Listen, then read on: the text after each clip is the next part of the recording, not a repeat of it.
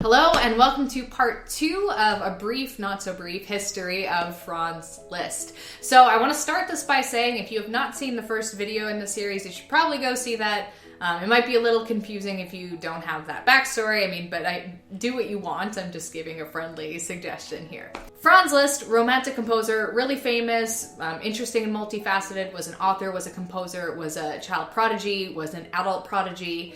Lots to say about him. That was basically my 20-second cliff notes. Let's jump into the content. He also did poorly in Paris at first. Thalberg was praised in comparison to that, schlubby Liszt guy. So then Liszt went to London in 1840, where he thought he could trump Thalberg once and for all. And though he did pretty well in England, he did not do well financially. Liszt continued to tour tirelessly for the next 8 years, and his wife and children sometimes toured with him or vacationed with him, but there was a lot of tension and strain in their relationship, and they ended up separating in 1844. So around the time that Liszt's relationship dissolved was also the time that he really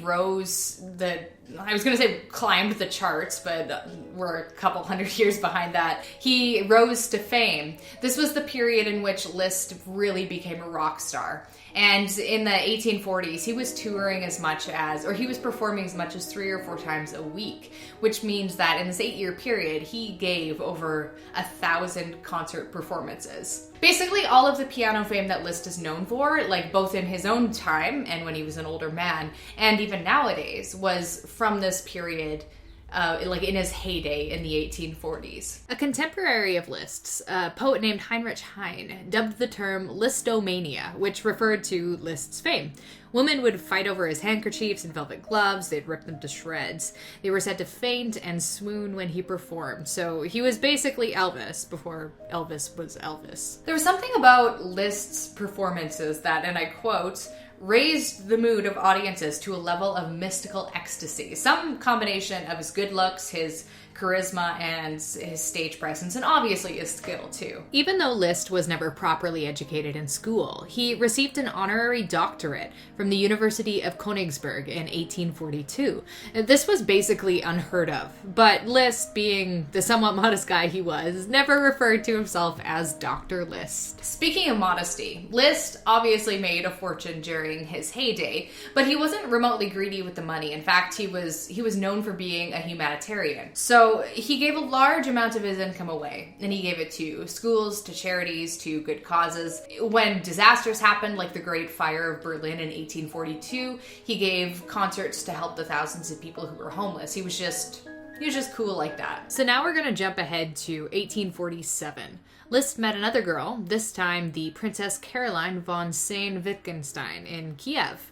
Princess Caroline was a fairly successful author, and her writing style ended up rubbing off on Liszt, who himself dabbled in the literary arts. He even wrote a biography of Chopin, among many other essays and works. It was actually Princess Caroline who convinced Liszt to spend less time traveling and touring and more time composing. So thanks, Caroline. We're glad you said that. And Liszt ended up taking her advice. He basically quit while he was ahead. He stopped his crazy touring lifestyle in the late 1840s, which was a really good move on his part because he quit while he was at his peak. So in a way, he became legendary. And if he would have kept touring for years and years and years, we might have had one of those situations where he was really good for a time, but then he starts go downhill. I'm not sure that this would happen, but it does happen with musicians sometimes. They just keep going and going, and they go too long. And you're just you should have stopped about a decade ago. Liszt did not make that mistake. Liszt was convinced to become the Kapellmeister extraordinaire in Weimar in 1842. So that's where he and Caroline ended up settling down together. And he actually kept that position for quite a while until 1861. So during this time, he taught a number of pianists, including the well-known Hans von Bülow, who would go on to marry his daughter Cosima in 1857. He wrote articles about musicians like Wagner and Berlioz, and he also had ample time to compose. In another bro move, Liszt helped out Wagner, who was in exile, by conducting the overtures of his operas in concert, and they become really good friends right up until Wagner's death in 1883. Wagner once said of Liszt, Do you know a musician who is more musical than Liszt? And then he also said, I feel thoroughly contemptible as a musician, whereas you, as I have now convinced myself, are the greatest musician of all times. Later on, Liszt's daughter Cosima, she got into a relationship with Wagner, which would make Liszt Wagner's father-in-law. Liszt and Caroline wanted to get married, but she was still technically married to a Russian military officer. They'd been separated for years, but they weren't legally divorced, and as most of us know, convincing the Roman Catholic Church in the 1800s that a divorce is necessary is a crazy difficult thing to do. But she did it. She ended up convincing them, which is an amazing accomplishment. And they were going to get married on Liszt's 50th birthday in 1861. All was going well. Liszt showed up in Rome the day before they were due to be wed, and then everything kind of hit the fan. Apparently the Tsar of Russia and her, husband were like, no, this isn't gonna fly. You are not marrying this guy. Shut it down, and she ended up getting pretty screwed over by the whole thing. Like, she lost a lot of money, she lost a lot of status, and she ended up having some bitterness towards her relationship to Liszt, because in her writing, she makes it seem like she made all these sacrifices for their relationship, but Liszt was just like lollygagging around Weimar, having affairs with other women, which, for the record, there's absolutely no evidence that happened. She could have just been talking a talk.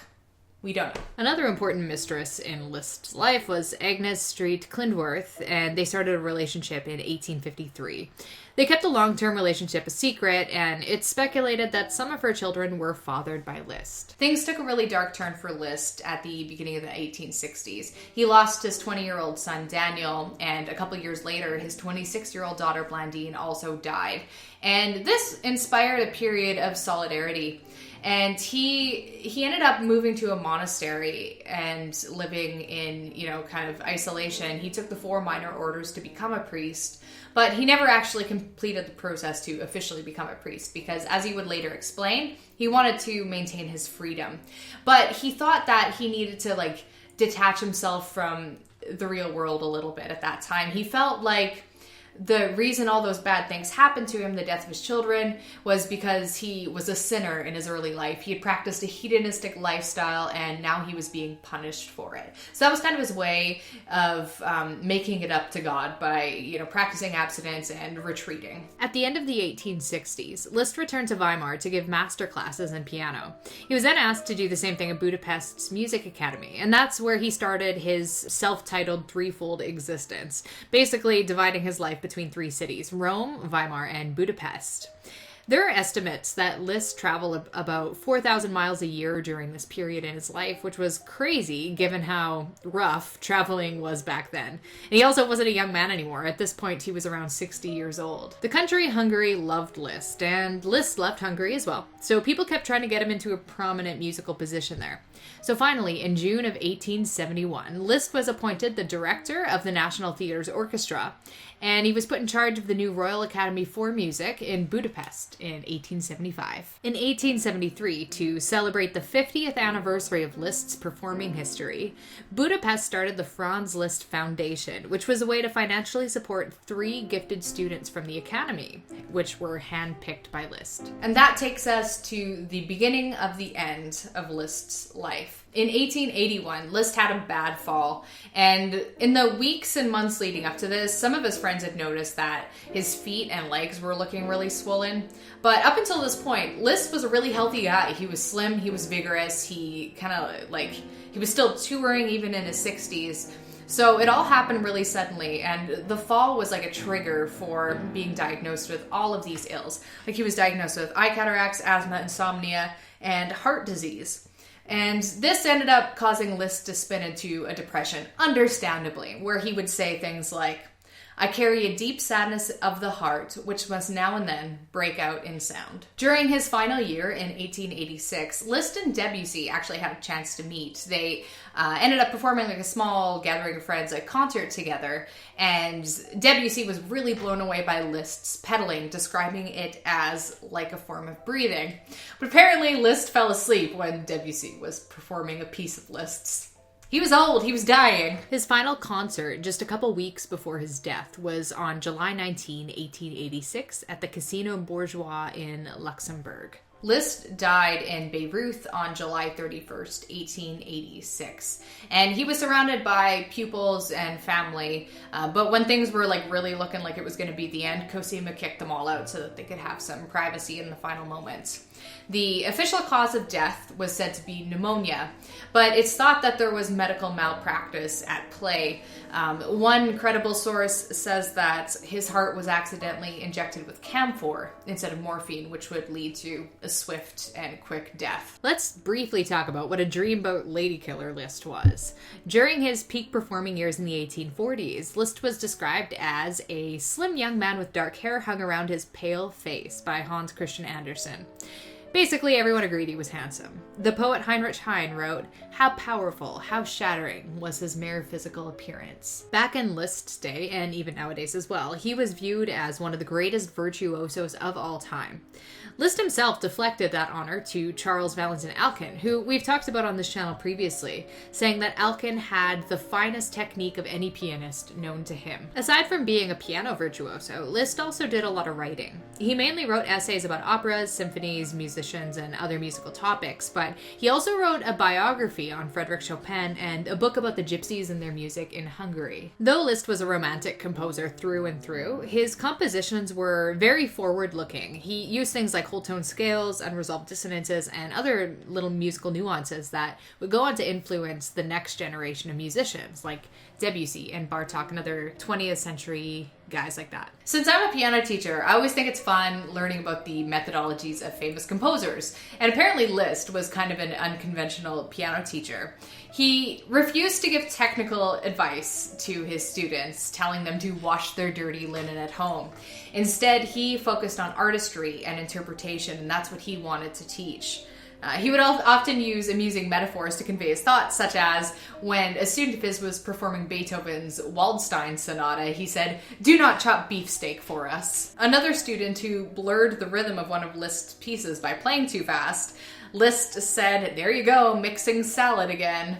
What a guy. Later on, Liszt also didn't charge money for piano lessons. He gave them out as a public service, which is interesting because his piano teacher, Carl Czerny, was exactly the opposite. Carl Czerny had a really successful piano teaching lifestyle. Like, he charged a hefty fee for his lessons, and they had completely opposite philosophies on the matter, but they still really respected each other. Liszt dedicated his transcendental etudes to Carl Czerny. And as a final fun Liszt fact, the Liszt monkey. Seriously, there's a monkey called the Cotton-top Tamarin, whose nickname is the Liszt monkey because it looks so much like Franz Liszt. Liszt surely lives on in music and in monkeys. And that is all for today's video on Liszt. Hopefully you enjoyed this discussion as much as I do. I love talking about Liszt. He's one of my favorite composers, so I had a lot of fun with this one. Let me know in the comments what you thought of it. You can give it a like if you enjoyed it, subscribe if you haven't already, and thank you for everyone who helps make these videos possible. You can come visit me over on social and Patreon. And that is all. I will see you in the next video.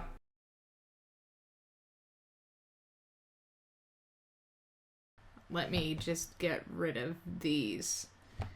I didn't even notice that it's telling me I'm spelling everything wrong. Whoa!